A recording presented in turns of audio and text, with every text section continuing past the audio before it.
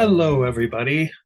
It's Jonathan, your friendly neighborhood Blue Boar bartender here for the Shakespeare Oxford Fellowship. Welcome to the Blue Boar, to our loyal family here for stopping by either live or in person, or if a later time. If you're watching on YouTube, you're just as welcome. And it's great to have you here. If you are on YouTube, like and subscribe. It always really helps spread the word for Edward de Vere and the Shakespeare Oxford Fellowship. And I always say to people, if you're new to this issue and you've just stumbled onto this video by the algorithms on YouTube and you're kind of interested in the authorship question, sit down, give it a listen, go to the Shakespeare Oxford Fellowship channel, look at different videos, lectures, lots of stuff there to learn more about this. And I always say, if you just know a little bit about this, don't just go by what the Shakespeare professors tell you doubters' positions are and what we think. Just go look into it for yourself, and I think you'll be surprised that there's more to it than you think. I think I see our Dorothea coming in the door, slipping on the ice. I forgot to put salt out there. Hello, there she's coming. Dorothea, hi. Glad you didn't hurt yourself. Hey, happy 12th night. Twelfth Night. I was just getting into that because happy holidays, everybody. It is still Christmas. We don't tend to think of it the same way as Elizabethans do, but they had 12 days of Christmas, and kids know that from the song, but we don't really practice it anymore. But it was a big thing for them. I'm going to get into a little history of that. There's our Bonner and our Alex. Welcome, guys. Thank you. Nice to be here. Nice to see you. We've got a very topical one tonight. We've got tons of guests coming in here. Welcome to everybody. People from Pittsburgh's California's Central Coast, someone else in Pittsburgh, New York City, Germany, New Jersey, someone from New Zealand, one of my favorite countries, Boston. Welcome, everybody. You are what make this, and we love you. You've made this a success. So, happy holidays, everyone. Do you know what holiday this is? Is this actually Twelfth Night? This is.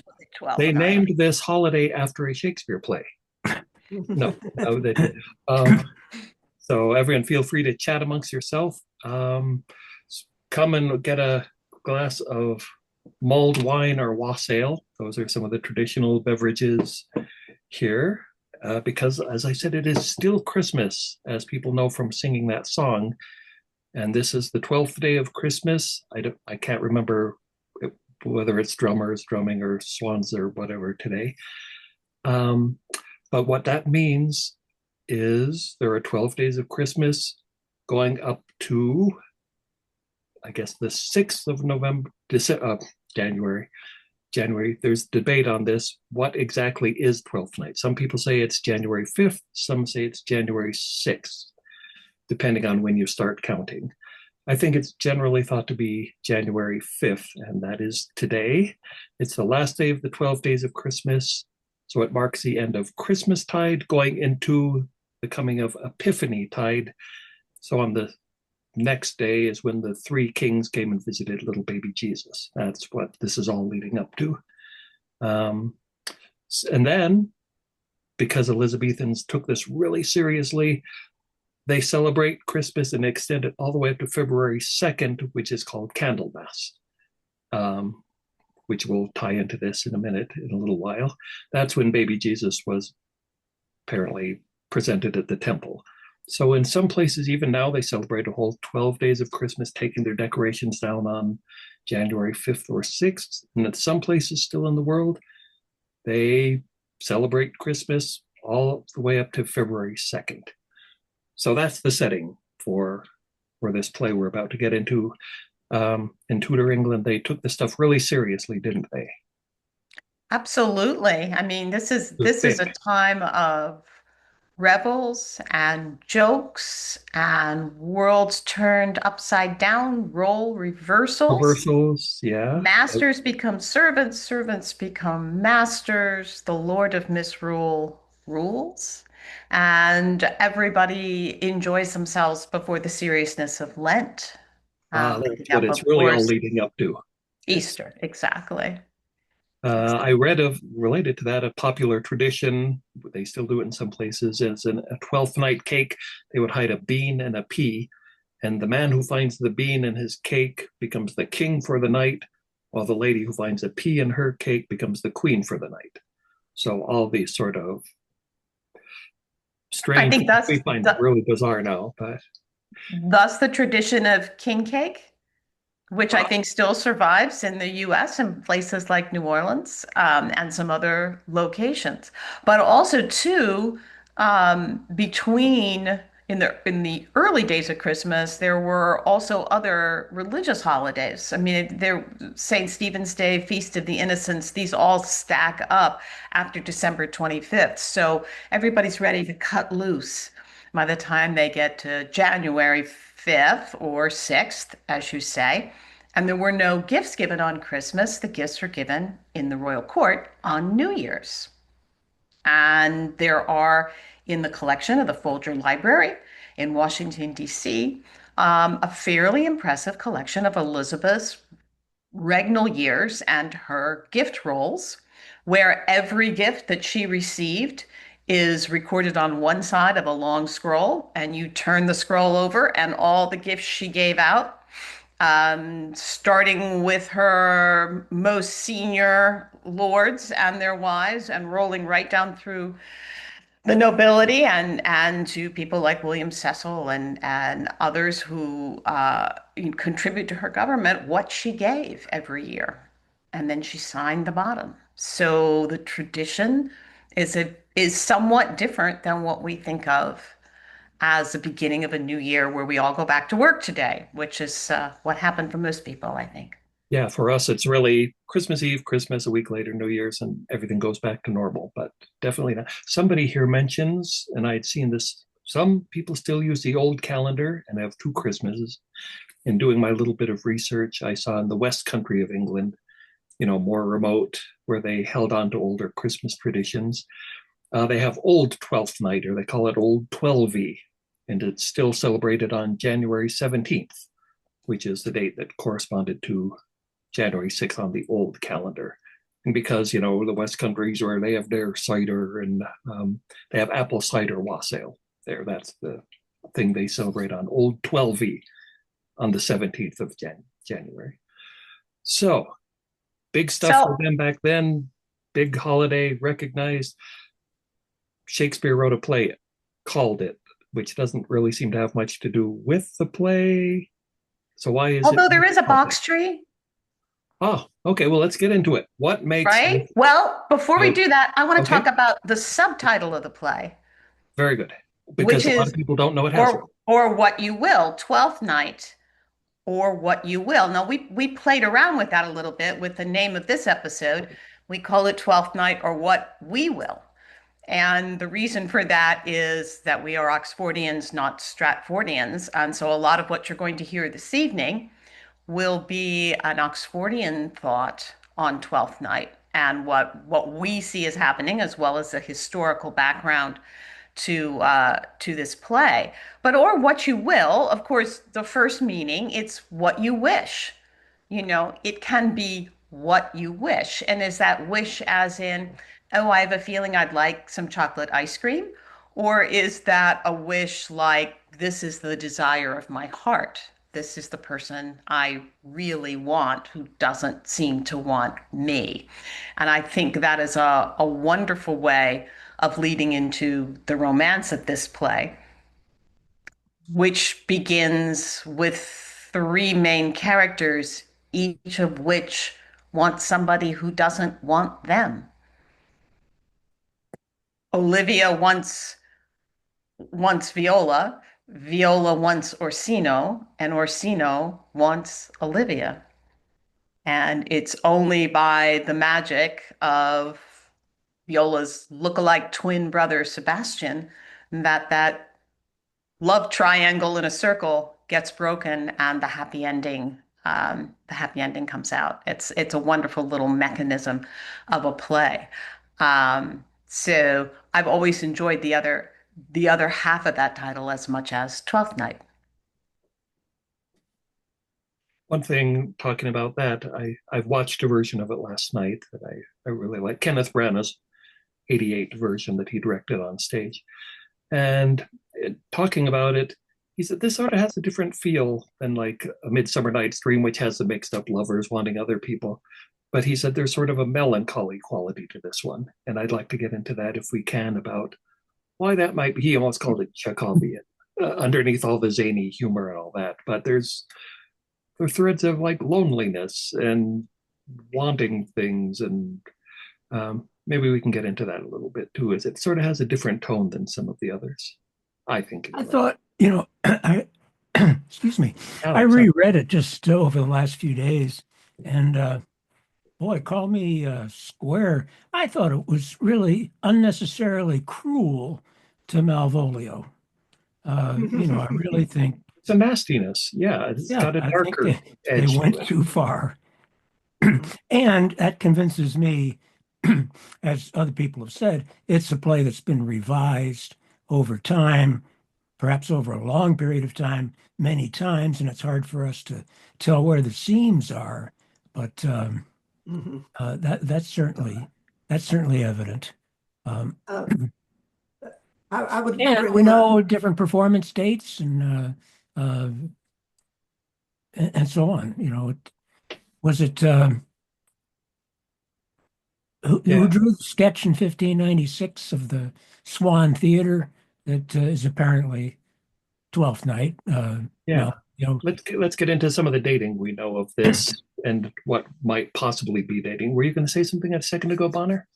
Um, well, I was leading into the reference to probably this play. A lot of people think so. In 1732, when the antiquarian Francis Peck, who had wrote several volumes of published incredible documents from the time frame of Elizabeth, lots of documents from Cecil's and all kinds of important people, and he wrote that on this list, a pleasant conceit, that means a play of Vere, Earl of Oxford, so discontented at the rising of a mean gentleman in the English court, circa 1580. And the mean gentleman would be Christopher Hatton.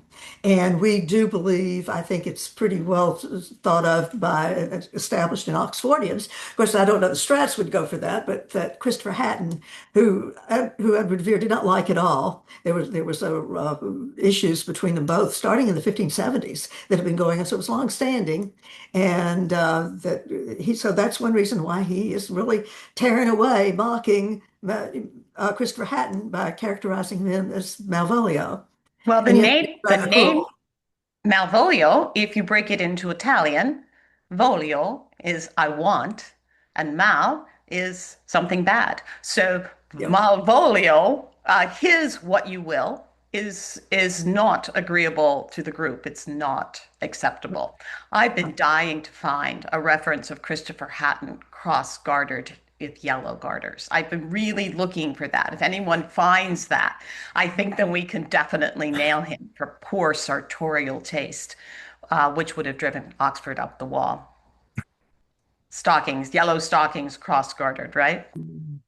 Yeah, I'm. That's just one thing I'm interested in is what is there that we really know that ties this to the Oxford sense of the play, rather than oh, we're Oxfordian, so let's start looking for people who match people who we think they might be them. But what is really strongly supported? Like, is there any Well, documentation of like him wearing yellow socks or anything like that? oh no. I mean, I think that's a silly thing. I mean, I think you can't really talk about this play without talking about an earlier English version that was an awful lot like it, a 1581 version called Apollonius and Celia by Barnaby Rich. Bob Prechter argues fairly persuasively that Barnaby Rich is another Alan for the Earl of Oxford, that he wrote under many people's names, and that that is one of them. In that play, the structure is similar but not exactly the same. The Orsino figure comes to visit the court of the Viola figure's father, and she falls in love with him then. and she follows him when he leaves to go back to Constantinople from Cyprus. And that's when she has the shipwreck, and that's when she ends up in his court. But that in itself is based on an Italian play that's even older called Gli Igmati. And that in turn is based on one of Plautus's works, which is classical and even older than that. So this story of the confused identities of the twins, that reaches back into a very rich past. Uh, I would say Illyria, which is the setting of this play, is something that is very Oxfordian. He set two plays there. This one being the one that's well known, but Winter's Tale also has partially set in Illyria. And I have a theory that when Oxford had to leave Venice in May of 1575, because all of Italy was encased in a very serious plague, and Venice set up entire islands where people were isolated, and 50,000 people died in Venice. He needed to get out of town and in a hurry, but because he couldn't go over the Alps because the passes were closed, and he couldn't go into the Duchy of Milan because he was carrying papers as an English lord, so he couldn't go north. He couldn't go west because he was Protestant and Milan was Spanish. He couldn't go south down the coast because that was the Papal States and Naples, all of which were aligned with the Spanish. And he's holding letters from the Queen saying he is a very protected and honorable cousin of hers. And so the only direction he could go was east, across the top of the Adriatic, which Venice owned, all the way down the eastern shore of the Adriatic. So from Venice on the western shore, up over the top of the Adriatic, the Venetian Republic owned all of it, and all the way down to Butrint, which is about at the Albanian border today. And that whole area was called Illyria. So as that was the only place he could go, I think he was fortunate enough to get a boat out, and that's where he went, which is why he set two plays there. I can't think why Willis Stratford would want to write two plays in Illyria. Especially since, like, even now, it almost sounds like a fairy tale land is made up because there is no Illyria that we know of. No, there is an Illyria, very much so. Don't There's a hear whole it. bunch of Venetian territory. Yeah, we don't hear of it, but he seemed very familiar with it. I just want to mention that play Ingani, that means the deceived ones. I found out, and it was described when I looked it up as using stock characters from the Commedia dell'arte. Like, strangely, so many Shakespeare plays, the Stratfordian seemed really obsessed with Italian theater and Commedia dell'arte and somehow knew all about it. But they say the play is believed to be the main source for the plot of Shakespeare's Twelfth Night, although no contemporary English translation is known. His direct There's maybe no translation, but there is Barnaby Rich's Apollonius and Cilia, and that was certainly written in English by someone, and yet it's never mentioned.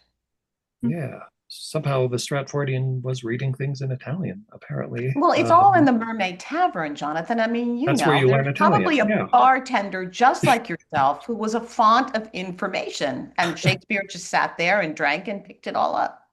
Yep, just like people do today.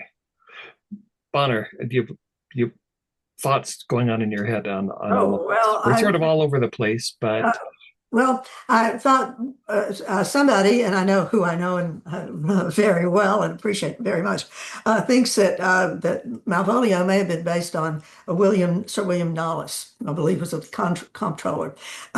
He had been in this time frame made quite a buffoon of himself because he had fallen apparently terribly infatuated in love with Mary Fitton, who was one of the very beautiful maids of honor in Elizabeth's court. But then she had managed in this very time frame to get herself pregnant. And the father was apparently the William Herbert, who was in line to be the Earl of Pembroke. And one of the most amazing things about this Twelfth Night deal, where we're going to decide whether or not the Duke is modeled on a Orsino or not, but we have the entire list. And it looks pretty comprehensive from what had been the list that Elizabeth was sending out. And William Knollys is not there. It's interesting who is there at this incredible event on Twelfth Night that is taking place for real at Elizabeth's court on January 6th of 1601. And the guest of honor is clearly the Duke Orsino from Italy. And he writes home to his wife a few days later that he was gifted with a play, that the Queen talked to him. Apparently, now, several people say he would have been offended because the Duke that we have in the now version from 1623 shows that it's not very flattering. But one, we don't know what it was portraying in 20 years or so earlier. The second thing is the Duke did not speak English. So how is he going to pick up on the enormous language and nuances in this play? No matter what the version is, it's going to be quite good. So the Queen is the one who is sitting, she's sitting. She's invited him. She has just loaded him with honors and attention. And she is glossing the play, apparently as it's going on and being performed, so that he knows at least what she would like for him to know about it. So at any rate, I think that's very interesting. But one of the people who was invited and supposed to be at this very august gathering was William Herbert, who is soon to be the Earl of Pembroke. And there's a letter that he apparently was the only one that was sent an invitation that didn't turn up, but he wrote a very emotional letter to Robert Cecil that's been kept in the Cecil archives, explaining that his father was dying. He's apparently stuck at Wilton House, and that's his reason for not coming. But also, the word had gotten out at that point that he was responsible for Mary Fitton's pregnancy, and he was not in the good graces of Elizabeth, because Elizabeth really took a dim view of her maids of honor when they did a little hanky-panky and got themselves in those circumstances, shall we say. It seemed to happen regularly. Well, it did happen. Oh, yes. But it made her very, very angry. So it's really interesting to see who the people of her court are there. And we have the Lord Chamberlain, who was her cousin, Lord Hunsdon. I couldn't find exactly when she got with Lord Hunsdon to get him to start making the plans, because from the time they knew that the Duke Orsino was coming over from France to be there, they only had approximately 10 to 11 days. And to put on this incredible show that they put on in front for his benefit and the costuming that they wore. The Queen herself was decked out. All of her ladies were in white, and you'll never guess. And they're all listed in this book, The First Night of Twelfth Night, in the order of their precedence, which is, I find I don't like the idea, but everybody's ranked. And guess who the top lady there in attendance is? You'll know, next to the Queen herself, of course. It is the Countess of Oxford. She is there. Also, then we have the Countess of Worcester, who was below that. The third lady listed in order of precedence is none other than the Countess of Derby, Oxford's daughter. You go down the list of all these great ladies. This is the high society, upper echelons of Elizabethan nobility, and the people who are doing who are there to be serving the Queen and serving the Duke, and it's just incredible how the details of all this stuff. But as you go down the list, somebody else is there. Lady Willoughby is there. That's Oxford's sister. They're all in attendance, and they're all wearing glorious white costuming that the Duke is so impressed with. He writes back home to his wife in Italy about it. The men who are there, the noble men, begin, of course, with Lord Howard, who was Admiral, who is now the Earl of Nottingham. I mean, this is the list but it's interesting who's not there. And again, with all of the members from her court there, she's got the Lord Treasurer and the Lord Keeper and the Lord Admiral, of course, and Derby. Cumberland is there because he speaks fluent French, which is nice. But the planning that they put into this thing is incredible. And it is one of the reasons why I feel that Leslie Hodgson is correct and that the Duke, who is Duke Orsino in the play Twelfth Night, was modeled on the Duke who is visiting now, having come over from France, having brought his cousin to the French court because she is married by proxy. She's married the French king, and now she's Queen of France, and he brought her over so she could begin to fulfill her role and her duties as the Queen of France. So, do you think the character was modeled on him, or since I, we're well, I talking think I about think being it an was older play, do you think it was revised I to fit him? Or I think the word is revised. Exactly, that's what I believe, and I believe Oxford had a couple of weeks to do it. oh, It somebody's is asking Bonner about the book you have in your hands. What's the title ah, of it? it is the first night of Twelfth Night by Leslie Hodgson. And it was published first. I think it's been republished, but it was published first in the 1950s. And I have a first edition of it here. I highly recommend this book. I think that Hodgson has some extremely compelling arguments to make on a lot of things, but especially this event, the Earl of Rutland is there. And something else that's so incredibly funny is the enormous effort that went into a great coordination to handle the Duke because they had a bunch of Russians from the Russian court sent by the Tsar, and they had been there at least since October. And now Elizabeth has to receive them too on Twelfth Night, but she can't get them. They have to have very, very special treatment.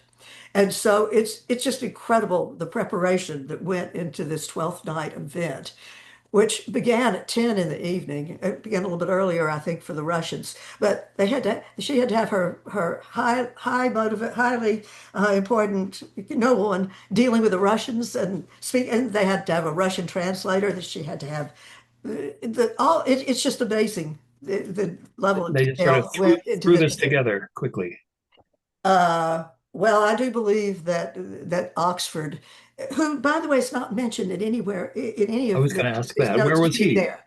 Where is he? On Well, the stage, we don't, well, Naomi playing Mogg himself.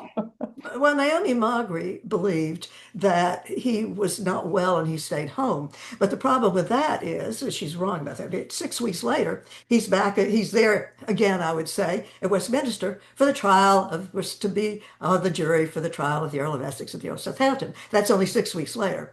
Then 2 years and some later, he's back again, apparently at the behest of the Earl of Nottingham, where he is where all of the nobles that are available to come into London, back again to Westminster, I think, or perhaps at the Admiral's house itself. It's not sure where they met, but they had to make arrangements to get King James. Elizabeth has died in March, and they have to get arrangements made for King James to get back to get him from Scotland down to London. And Oxford is on that list of nobles that turned up there. So clearly he was still able to get up and about. And that would not have been a problem to him to be there for Twelfth Night, working with his troupe of actors. As he was the only one who really could, because he had to do some really fast editing, shall we say, to get it ready. If indeed the earlier versions of this play did not have a Duke Orsino, and that was his inspiration, was the Duke of Orsino being there Let in me front. just let me just clarify, because from what I was looking at, it looks like it's speculation this was done in 1601 for Yeah, Orsino's I visit, don't, but that's I, not I'm, known I'm for not sure. I certain. was going to ask, what I read was it was no certainty that the play was performed for him, that Yes, was yeah, an there's certain. assumption that it was, but there's Yep, no yeah, yes, no, no, certainty. no, no, It was performed on that night. yes. And it, it seems like it should be, but I'd just like to point out again that the Orsini are a very old and very, very well known and well connected Italian family going back to the Julian Roman emperors. It goes back that long, and they had only five popes in the family. So who would ever heard the name Orsini if there were only five popes that, came from the family? Lots of cardinals, lots of very illustrious statesmen, Italian statesmen, are have the last name of Orsini.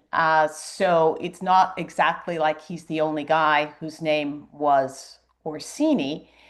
Um, and Catherine de' Medici, who was the Dowager Queen of France at the time that Oxford was in Paris, her niece, Isabella de' Medici, had married Gentile Virgilio Orsini's father. And so there it's possible that there were other connections that Oxford got from the Catherine de' Medici and her son Charles while he was in Paris, and it's certainly possible that he could have met members of the Orsini family. I don't have any proof of that, but I would say it is not a one-off name, and if he chose it, even if he did, if he might have chosen it independently of this particular individual, or he might have just, flipped the name just to please him. I did. That's an interesting take that you have. I did want to say that there is very strong evidence that a play was performed after the Right, settlement. but we don't know it's this one, No, we don't right? know. And one Not for reason we don't certain. know is, but we have evidence that there was a play because we have payment to the Lord Chamberlain's Ben for that evening. And we also have a letter from the Duke back to his wife, his beloved wife in Italy, where he says that he will tell her about the play, but he won't put the name. He gives no information on the name, that he will tell her about it when he gets back to So there Italy. was pretty Wit. definitely a Yeah, play. definitely. And the play was performed after they excused the Russian embassy men, and because it got them off the table, which took some very careful planning and choreography. And then they had a special supper for the Duke, and then they had the play, and then they brought the Duke to where they had ladies, and they had these little confections that were meant to be very special. And our lovely Duke didn't get back to where he was staying until almost 3 a.m. in the morning. Started at 10, and it's a heck of a festivities there, but I wouldn't have had that good a time myself, being up to 3 a.m. in the morning. But It at looks any like rate, there's another little interesting, and this is just a tidbit. We all know that the famous line that toward the end of the play, when Feste, and correct me if is it pronounced Feste? How am I Feste, I pronounced? think, is how I pronounce it. When he talks about the bells of Saint Bennet, one, two, three. Well, that he heard this, and what the bells of Saint Bennet are doing there, when there are lots of bells at lots of churches, is that where our Duke Orsini or Orsino was housed when he got to London on January 3rd. He's brought to the home of somebody named Corsini, and I've tried to learn more about. Corsini was a very rich merchant, and he had a mansion home, and that's where he's housed for the 10 days that he's in London. He comes on January 3rd and he departs on January 13th. And he's housed there, and it's right across the street from the Church of St. Bennet, where he hears the bells regularly. Alex, Now, that may just be a coincidence, Yes, or maybe a nice I'd little like to. I'd like to setup. talk about the church or the churches of Saint Yes, Ben. and I know their churches. Yeah, go for it, Alex. I looked at Eva Turner Clarke's book, I do. Yeah. Hidden Allusions in Shakespeare's Plays, which is probably from the early 30s, I think. But Uh, she's got some great insights yes, throughout the book on really everything. Anyway, tremendous. she dates the original version of the play we now know as Twelfth Night way back to 1580.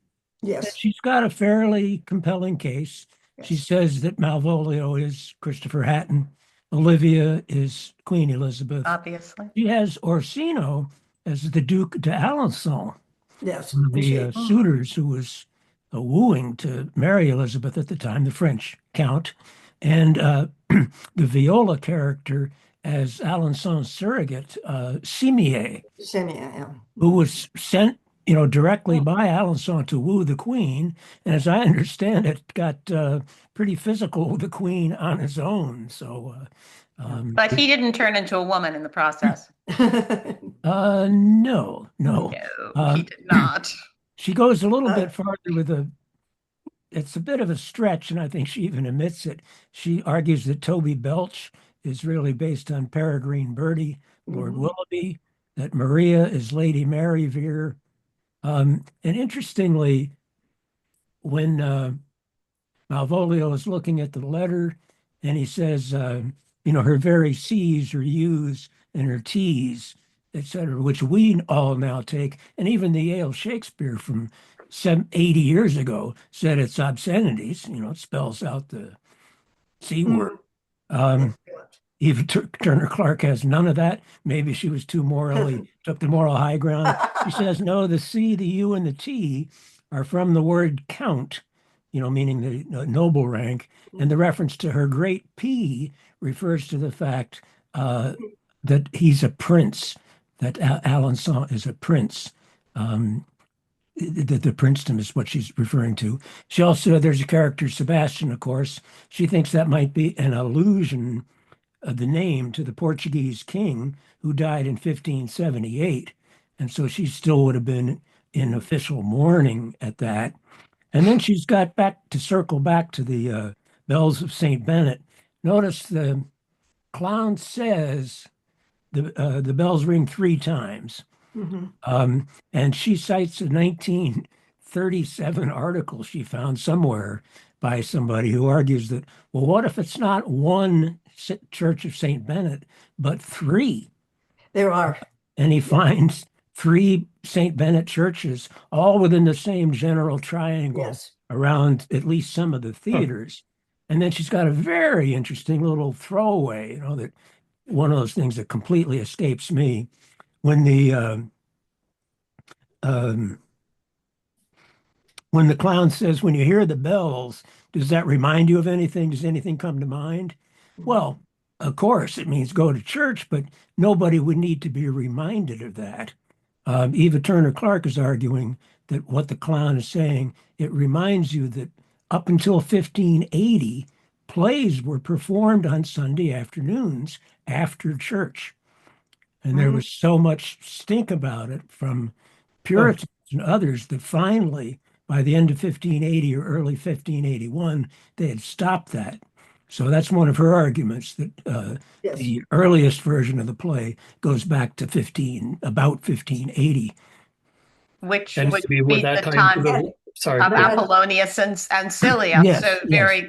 very close to that if And you're going to would mark it. that tie into the line where I think now when people produce a play, they usually do it figuratively, but they say Malvolio was a Puritan. And could he have literally been a Puritan in Probably. stand-in at least, or Possibly. around I, that I time? don't I recall think what so. I Christopher think Hatton's maybe. religion was. So I'm going to put a slightly different spin than Eva on the characters. I see certainly agree Olivia pining after her brother's death, saying that she won't stop pining for 7 years. Of course, I think her brother is Leicester, and since he died in 1588, she's Mhm. still her brother, Mhm. right? Still pining, and she Mhm. won't come out of mourning for him. She's the only person mourning for him. No one else really is all that sad that he's passed away. We have to have a date before 1595. But um, I see Orsino as a stand-in for Oxford. And still hoping that Elizabeth might actually, renew his affections now that Anne Cecil and Leicester both are dead in 1588. And she responds to Cesario, who is Viola in disguise as her brother, her real brother. Your lord knows my mind. I cannot love him. Yet I suppose him virtuous, know him noble, of great estate, of fresh and stainless youth, in voices well divulged, free, learned, and valiant, and in dimension and the shape of nature, a gracious person. But I cannot love him. He might have taken his answer long ago. And in the world of a romance between Oxford and Elizabeth, that fits it absolutely to a T. Elizabeth Trentham, of course, served the Queen for 10 years as a lady in waiting, taking endless messages. No, she's actually a maid of honor, excuse me, my mistake, taking endless messages, which fits her role very well. And in the closing of the play, when Orsino finally realizes it's Viola he loves and not Olivia, he says, which is fits so perfectly with the topsy-turvy world of the servant becoming the master and the master becoming the servant. He says to his former page, once he realizes she's a woman, your master quits you, and for your service done him, so much against the mettle of your sex, so far beneath your soft and tender breeding. And since you called me master for so long, here is my hand. You shall from this time be your master's mistress. And what I find so poignant about that is that for a 1591 date, perhaps somewhere in the middle of that time frame, Elizabeth Trentham and Oxford got married, and he had transferred all of his assets, all of his real property assets, to what were essentially trusts for her and a male member of his family and a male member of her family to get those assets out of the Oxford earldom and into her name. And so, actually, financially, these lines tell to me the story of the truth, which is she was his financial mistress because she held all the cash producing assets and he did not. It's a lovely love story between them. She's yearning for him the entire time and he can't see her. They have these conversations about love. I mean, you can see where that might beautifully fit into a real life love story. So that's sort of my personal take on this play. One thing I was thinking, especially when you're reading Alex from Clark's book, is I think one thing to be careful of, and especially with a play that seems to maybe have been written over time and revised, is I'm really wary of looking for equal signs. Like this person equals this person equals this person. Because in my experience, right, I'm no Shakespeare, but when I have written plays, and I know a lot of people who do, things get all muddled up, and a character can be a combination of different people and different Definitely. aspects of different people. So We can I blame think it. scholars tend to think in terms of equal signs, but creative people don't necessarily. Jens just looked it up. So this doesn't quite fit. Sir Christopher Hatton was not a Puritan. He was actively opposed to Puritans. Thanks for So looking that that up. doesn't quite fit with its Christopher Hatton, but maybe it's a Could someone look up, mixture. did the word Puritan even exist then? I don't think it did. I think it may have had a different meaning. I don't think we get to Puritans until we get to Cromwell. Am I right about that? I think that the word That's may a good have, it's not a question. capital P like we know it. So it I wasn't think a it group means of something. Yeah, identified I think it people. means, perhaps it means something about somebody who's just a little too fastidious. I'll look it up in the dictionary, the thesaurus that This is source. connected, well, that's a hard word to say, thesaurus, connected to the uh, Oxford University, it's published by Oxford University. It's connected to the great Oxford Dictionary. There's many volumes, but I'll look up the word Puritan and I'll send that out on an email tomorrow. So we can, Yeah, I think but we're a little early I for think you the may be right. definition we think of, the people with the funny buckles on their Or shoes who not a crossed the definite Oh, group. Atlantic and definitely. became us. Uh, Yeah. I just wanted to clarify just a couple of things. That when Eva Turner Clark thought that the Duke may be modeled on Alice Hall, her book preceded Hodson's book by about 20 years, so she did not have that information. He's the one who absolutely went out and he found this incredible information about this evening. He found it in the library of the Duke, I guess it was a Duke or maybe a Marquess of Northumberland. And he went there and graciously he was allowed to see it and copy it. And then he turned up some incredible sleuthing. He found the letters that Orsino wrote to his wife. And those were no mean feat to get because those are in holograph. The one from the Northumberland Library is a copy. And of course, I will not hesitate to be suspicious of a copy, but in this case, reading it all, it's incredibly detailed, and I'm okay with it being an accurate copy. And also, it's been burned around some edges with some fire, and we're missing a few people here and there in it. But I think it's really pretty comprehensive on the whole. But Hodson deserves a lot of credit for what he has in this book. And then the letter from Orsini to his wife telling all kinds of details from the night and how incredibly honored he was and he felt. And he got into terrible trouble after he left England and he went back he went to Spain. And he was kind of punished because he took part in he took part in some Protestant stuff. In fact, the chapel that Elizabeth goes to for Twelfth Night, he attends. But he did go to Mass, the Catholic Mass. He went to that at the French ambassador's home.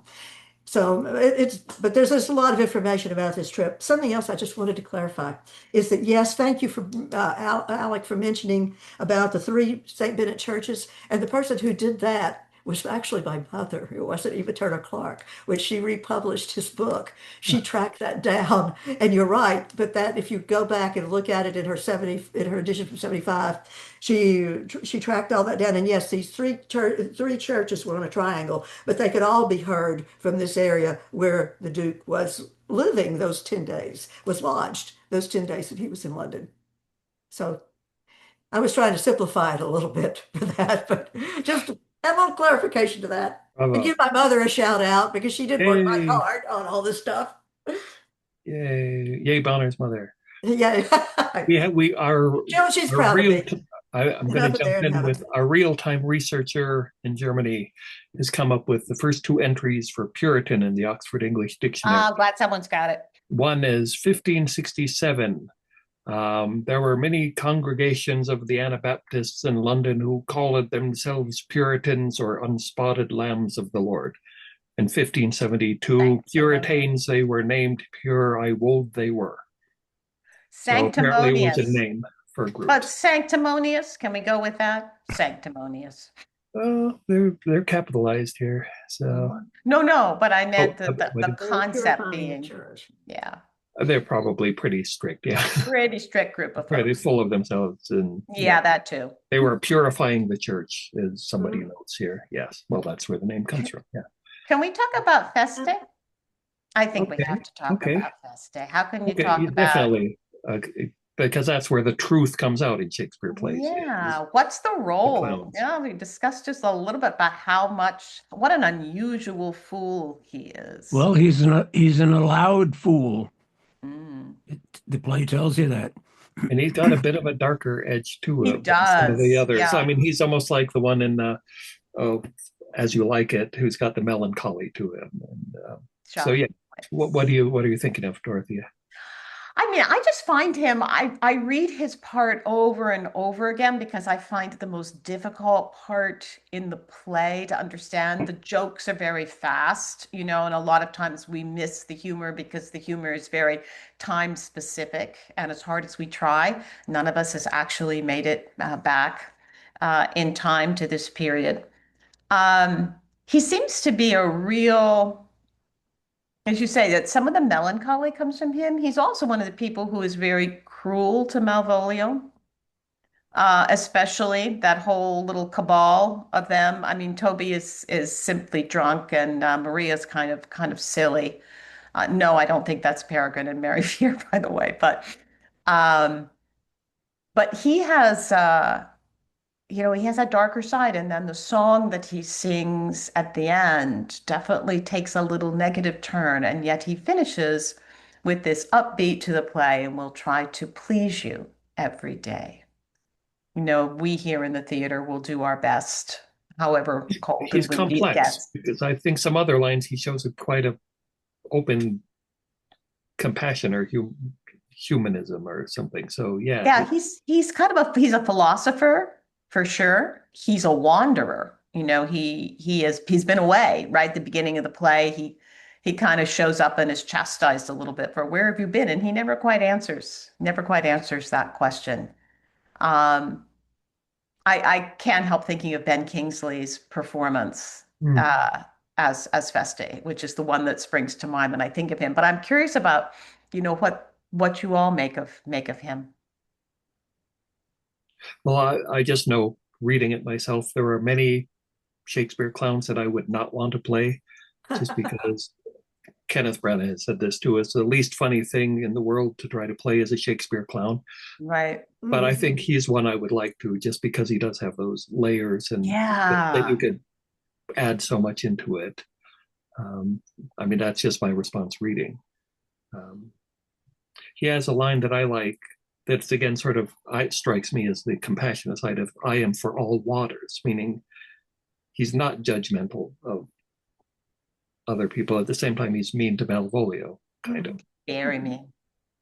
He's pretty. Maybe the question at the beginning, where have you been, is a reference, perhaps he's been away from court. which would date it to the 1583 or so when after the Vavasor affair. But Maybe, who knows? maybe. But I don't know that I equate Feste with Oxford. I've tried that really hard. I've really tried to work that through. I think he is his own man, and each one of the fools. I've been sort of pressing to say maybe we should do an episode on all the fools in the canon, trying to separate them out into individual personalities, that they're not the same person all the time. Yeah, They they're are not all one telling, generic clown there. they're not one generic clown. No, they're really not. They're distinct personalities, at least to me, they are. But I find him in many ways the most perplexing of all of the fools, and curious if anybody else has that same. Like I think that the fool in Lear is a very distinct and very different personality. Yeah, He just yeah. wants the best for his master. He's really trying to protect him. And Touchstone again, another personality. But Someone, Feste, he's a philosopher, truth teller as to someone me, and says sometimes here, that truth is very bitter. somebody says here, I find Oxford in so many characters. So I don't think, again, you're looking for an equals, like Feste equals Oxford, so much as Yeah. he's got some of the complexities you find in maybe Oxford's own mind, like you find in Hamlet and Benedict and Yep, Jacobs. And exactly. Pieces it's of not, there's no equal sign there, but no. bits of his complexity are coming through in these sort of depressed, complex, intellectual, philosophical characters. Um, So there's so many wonderful lines in this play. I just want, I mean, we if right, if music be the food of love, play on. Everybody knows that, the opening line. But here's one that comes from a very minor character, Fabian, who's one of the cabal that abuses, I'm going to say, poor Malvolio, who we all secretly think deserves a little of what he gets, but maybe not everything he gets. If this were played upon a stage now, I love I this could condemn it as an improbable fiction.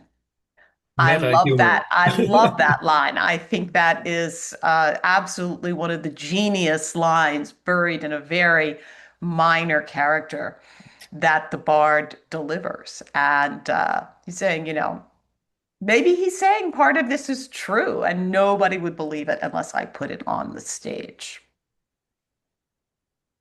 Yeah, that seems kind of ahead of its time in humor, doesn't it? It It's does. It kind of, really, it's I that line has just always called it stood out to me in this play. It's like, meta who's Fabian, humor. Yeah. right? What is he doing with this great line? Yeah, he's like a butler or something like that. Mhm. I had one thought. I want to jump way back, but talking about where this was first performed, whether in 1601 at the court or the first recorded performance seems to be 1602 at the Middle Temple Hall, one of the Inns of Courts for the law students. That, when I was researching that, I thought of back to something I read in Richard Whalen's book, which I can't think of the title of it if you guys know it off the top of your Who head. was Shakespeare? Yeah, Shakespeare, Who Was He, or something like that. Yeah. I'm sorry, if you're out there, Richard, I'm getting it wrong. So, but one thing, and I've shut down some commenters on YouTube bringing this up when they go into this, oh, Shakespeare was writing for the common groundlings. And Richard Whalen actually decided to do some research rather than just accepting the mythology. And what he found in answer to that is that actually, when you look into performance records of the Shakespeare plays until the early 1600s, two-thirds of them were in more exclusive venues for the educated nobility, inns of court, private houses, smaller theaters, and only one-third were for the common public. So that sort of shuts people down on YouTube when they bring up this. Shakespeare was a writer for the common people. We know by No. the numbers strictly, he was writing for a more educated, worldly, frankly, elitist, noble audience. But I mean, the Inns of Court were very restricted spaces. I mean, you couldn't just walk into the Inns of Yeah, Court and plunk yourself down on a bench and decide to watch the evening's performance. a little It was a groundling, but performance no. for the law students and the professors, what they call masters at that point. But You couldn't wander it off the street and pay your penny and get standing room at the Inns of Court. Yeah, he wasn't writing for the groundlings. If I mean, just going by statistics and the numbers, That's he interesting. was I'm writing glad you for counted. Yeah. two-thirds were for the more exclusive audiences, and only one-third were for the public. So, no, he wasn't writing for the grubby little people down in the audience eating cabbages or something. That wasn't his audience, at least going by the numbers. So, and this show says, was this performed first at court or for the law students? And you go, well, they're both pretty pretty exclusive. Although he would have had larger audiences at the public theaters. Yeah, apparently he wasn't as interested in that, or at least that wasn't the audience that was responding to him. Somebody brought this up quite a while ago. Let me bring this up. Why do I not hear more about the connection between the birth date of Henry Wriothesley, 3rd Earl of Southampton, October 6th, with the title of Shakespeare's play, Twelfth Night? Oh, October 6th? I mean, what? I guess I don't see the connection there. Is there a connection? We're in January, not in October. January 6th. Yeah, or January 5th or 6th, not October. But I have to say I need more of an explanation. Yeah, I guess I don't get that unless saying October was a misprint and meant January 6th. The January conception 6th date. is conception date. Wow. I guess doesn't seems a stretch to me. I think with the religious holiday and Twelfth Night having been established when 500 and something, I think there's a fairly long history there of Twelfth Night having another meaning and one particular to this type of revelry for the period. But you're right, it may be a coincidence. Well, as far as this particular performance, assuming it was Twelfth Night in 1601, on the list of nobles who are invited to attend, we do not find Essex, we do not find Southampton, and of course we know 6 weeks later, or less than that, about a month later, they're going to be rebelling, and their trial is going to be 6 weeks later, and then Essex is going to lose his handsome head. But it's interesting who is on her invitation list to this event. So I could recommend this, or I can even type it all out. And at some point, I think it's telling because we don't see Southampton there. If he's a big favorite, why isn't he there? And he hasn't yet rebelled. He's going to. Actually, he was mad at Southampton from the time. Yeah, she didn't. He got Elizabeth Vernon pregnant, and then she threw them in the Fleet, and yeah. So, and she didn't speak to him. She wasn't speaking to him. Yeah, she wasn't speaking to him. He was not on her. He was not on her guest list. No. Well, he could have gone to see the play at the Globe Theater because it was just playing down the street at the same time. Playing down the street. Yeah. And of course, we know that the Lord Chamberlain's men were performing Richard II about a month later, the day before the Essex Rebellion. But they're not on the guest list. It's a very telling list of who Elizabeth is in her good graces and who isn't. I mean, that requires an analysis. Well, he's got a whole book on it there. Yeah. It's only just one chapter because he's got one of the things he goes into that I like. He talks about, and maybe y'all have a better take on the riddle, the MOAI riddle. Oh yeah. That different people have tried to. I've read a number of different supposed solutions of it, and Leslie Hodson has a take on it that these are the 4 elements of the humors: land, sea, fire, and whatever. What was that? I found it somewhere. That's what he thinks, and I think it makes about as much sense as anything I've run across. So well. So do we like the play? Is it one of our favorites or That had popped into my head too, that very question a while back. Let's ask the audience. Does anyone argue this is not one of their favorite plays? In a few minutes. Alex is going to argue against it. Go, Alex, go. Well, no, it's just, as I said it 40 minutes ago, I find it too cruel to Malvolio. I think there's too much negativity in it. Was my own reaction. Speak, I speak, don't think it's just not one of my favorites. speak up for him. Let's see, what has he really done? He has deigned to fall in love with his mistress, the mistress of his household who employs him. Yeah. And he's been insufferable to everybody else. To And people who are he's, really pretty deserving of that of disapproval. yeah, on the other hand, the house guests are rioting. I mean, Sir Toby Belch is really out of hand, and Andrew Aguecheek is not exactly the guest you want staying for a month at a time either. Right. So Malvolio is merely, I'm going to argue Malvolio's side. Malvolio is merely trying to arrange some decorum in the house of a lady who is in mourning. But Olivia doesn't really seem to mind much. You know, she's kind of floating above it all. Yeah, sort of like Downton Abbey or something. They're not even aware of what's going Yeah, on. she's not even, her uncle's a bore and his friend is, kind of impossible, but she doesn't really seem terribly, terribly upset. She remonstrates him once and says you really need to stop drinking, but that's about it. So Malvolio seems to take it on to get some decorum in the house, and they really trick him. Yeah, somebody earlier left a comment. I don't remember who, but said that in a really good production of this, you'll actually feel some sympathy for Malvolio. Oh, I think so. I mean, I think it's kind of like Shylock, right? That if you don't feel some sympathy for this villain, this person, you have no humanity. Yeah, somebody. Every good villain need to show some positive emotion for them, or they become a cardboard cutout. And do you think that was intended in the writing of it that we should feel Uh, that way, or I is that think a so. later we're putting that onto it? Oh, I think so. I mean, Somebody who wants to be locked up in a box and beaten with sticks, right? Stuffed into a dark hole. somebody says, I taught this play to eighth graders every year, and they always loved it, at least on a superficial level.